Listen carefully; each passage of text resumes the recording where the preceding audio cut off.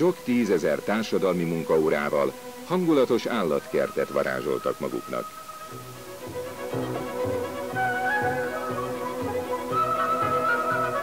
A gyerekek örömére úttörő vasút épült, és számtalan szórakozási lehetőséggel vidám park is.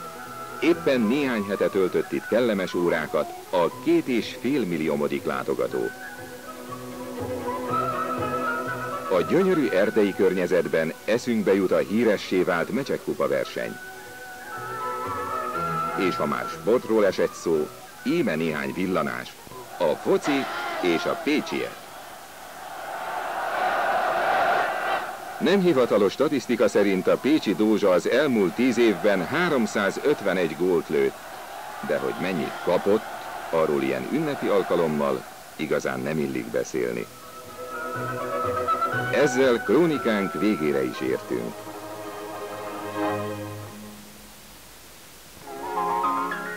Búcsúzóul még néhány színes filmfelvétel Pécsről 1969. novemberében. Igaz, néhány kép csupán, de magában hordozza az elkövetkező 25 év krónikájának körvonalait.